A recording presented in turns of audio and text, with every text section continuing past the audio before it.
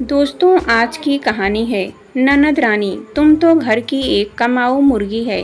तुम्हारी शादी कर देंगे तो हम कंगाल हो जाएंगे। कहानी पसंद आए तो वीडियो को लाइक और सब्सक्राइब जरूर करना। माँ भैया, देखो मैं किसे आपसे मिलाने लाई हूँ।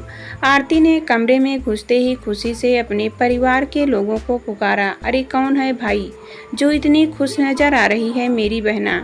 भाई अमन पत्नी के साथ अपने कमरे से बाहर आते हुए बोला।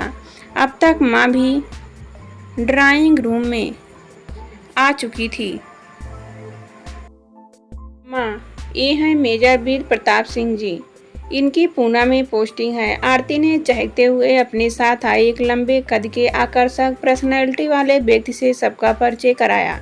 नमस्ते कहकर मेजर ने सबका अभिवादन किया। चाय नाश्ते के दौरान मेजर ने बताया कि वे हरियाणा के करनाल के रहने वाले हैं और अपने माता पिता के इकलौते बेटे हैं। वे जाट परिवार से हैं और अभी तक कुंवारे हैं। चाय नाश्ता करके मेजर आरती की ओर मुखातिब होते हुए बोले। अच्छा आरती, अब मैं चलता हूँ, कल मिलते हैं जी। अच्छा, कहा आरती उन्हें बाहर तक छोड़ने गई।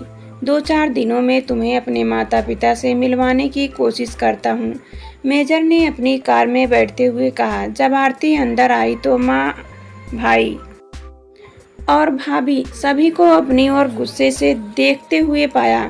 कौन थे ये जनाब दीदी और हमसे मिलवाने का क्या मतलब था?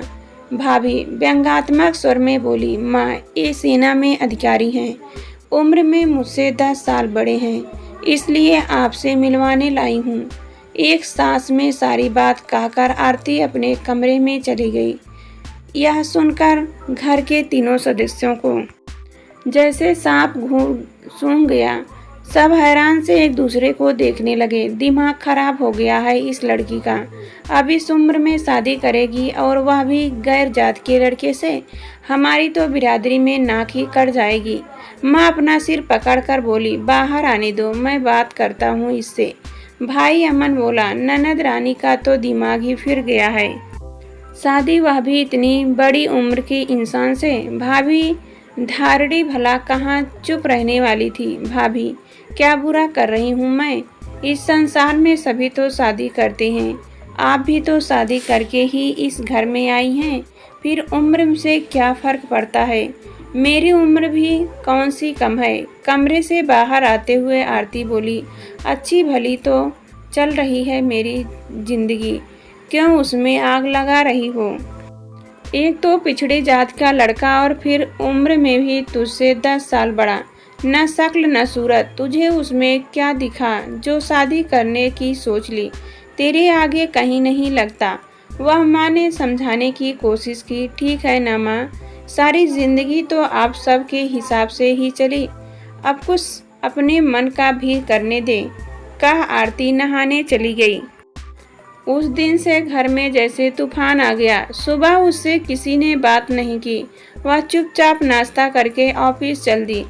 तभी मेजर का फोन आ गया। Hello, good morning dear, how are you? नींद आई थी भी या नहीं? मैं ठीक हूँ, आरती ने उत्तर दिया। क्या हुआ, कुछ मूड ठीक नहीं है? Any problem? आरती को रोना आ गया। बोली, घर में कल आपके जाने के बाद जमकर कोहराम मचा। कोई मेरी शादी नहीं करना चाहता। ऐसा मैंने क्या कर दिया?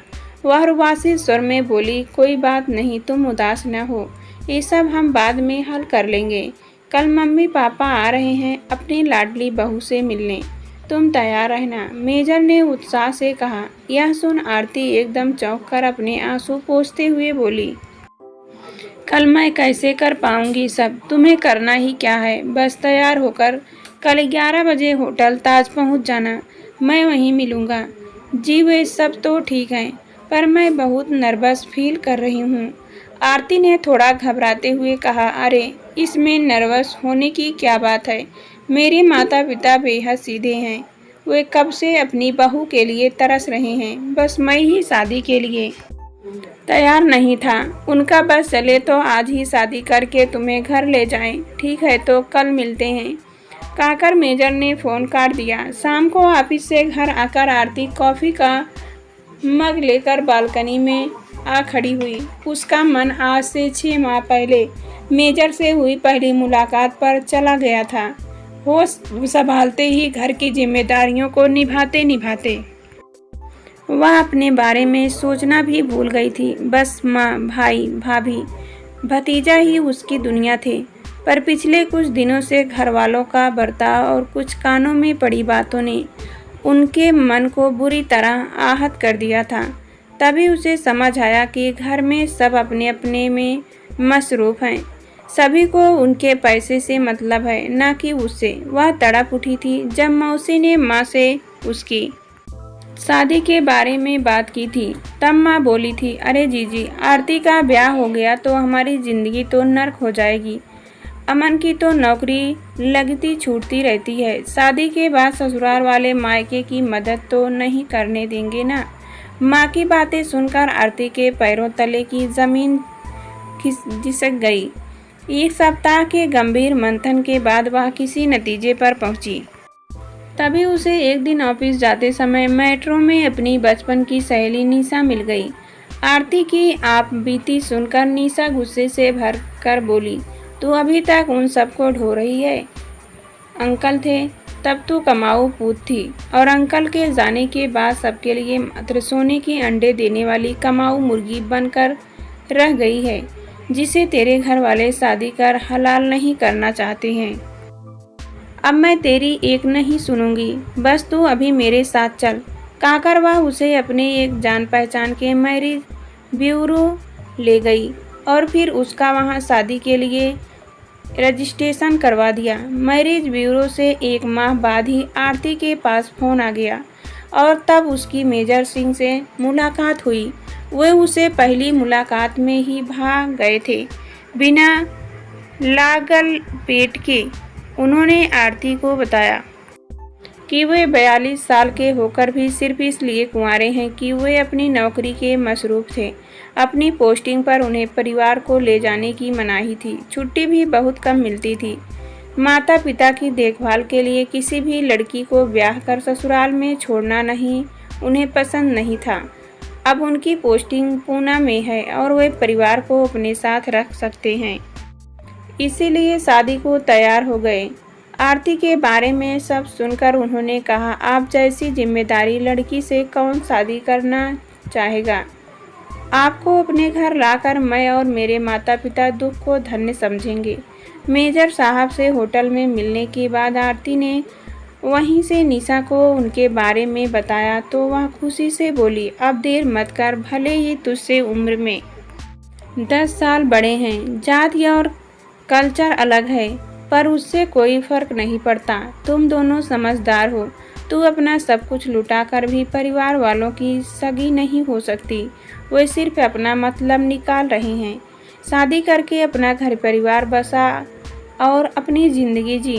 मेजर सिंह से कुछ मुलाकातों में ही उसकी समझ में आने लगा कि जीवन साथी के साथ ज़िंदगी बिताने का आनंद क्या होता है। खुद को अंदर से मजबूत करके और शादी का पक्का मन बनाने के बाद ही उसके मेजर सिंह को अपने परिवार वालों से मिलवाया। अगले दिन सुबह आरती फिरोजी रंग की शिफॉन की साड़ी पर हैदराबादी मोतियों का सेट पहनकर घर से निकली तो माँ और भाभी उसे खा जाने वाली नज़रों से देख रही थी। ताज होटल के कमरा नंबर 403 के बाहर पहुंचकर घंटी पर हाथ रखते समय उसका दिल जोर जोर से धड़क रहा था। उसे लग रहा था मानो वह जिंदगी का सबसे बड़ा इम्तहान देने जा रही हो। जैसे ही दरवाज़ा खुला, मेजर सिंह सामने खड़े थे। वे उसका हाथ पकड़कर उसे अंदर तक ले गए। उसे देखते ही उनके पिता माता खड़े हो गए। उसने हाथ जोड़कर उनका अभिवादन किया। मेजर सिंह की मां ने उसे अपने गले से लगा लिया और फिर बोली, कुदरत का लाख लाख शुक्र है जो उसमें हमें इतनी प्यारी लड़की बहू के रूप में दी। इस दिन के लिए मेरी आंखें कब से तरस रही थी। बैठो बेटा, आराम से बैठो। मेजर सिंह के पिता ने उसके सिर पर प्यार से हाथ फेरते हुए कहा। आरती लजाते हुए सामने रखे सोफे पर बैठ गई। बेटा, हम तुमसे कुछ नहीं पूछना चाहते। हमें प्रताप ने सब बता दिया है। हम सब तुम्हें एक बार देखना चाहते हैं। अब बस हम तुम्हारे परिवार वालों से मिलकर शादी की डेट तय करना चाहते हैं। शाम को हम तुम्हारे घर आ रहे हैं। मेजर सिंह के पिता ने कहा। जी, जैसा आप ठीक समझे। आरती सिर नीचा किए शर्माते हुए बोली।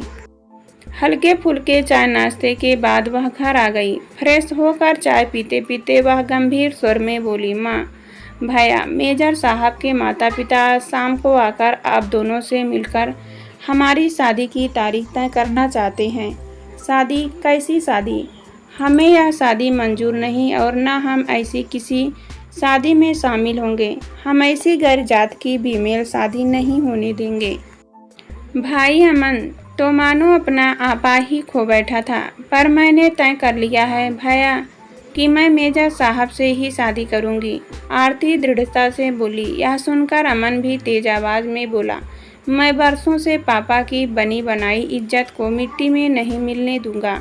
कुछ तो बोलो माँ, आप क्यों चुप बैठी हो? आरती ने शांति से तमाशा देख रही माँ की ओर देखकर कहा। माँ पहले से ही कुढ़ी बैठी थी, अतः गुस्से से बोली, अरे मैं क्या बोलूँ जब तुझे कुछ समझ ही नहीं आ रहा। क्या मैं समझ नहीं आ रहा माँ? शादी ही तो कर रही हूँ, कोई गलत काम तो नहीं कर रही। आरती ने लगभग रुआसे स्वर में कहा, ननद रानी, आप तो बूढ़ी घोड़ी लाल लगाम वाली बात कर रही हैं। शादी, वह भी इस उम्र में? भाभी ने भी अपनी औकात दिखा ही दी।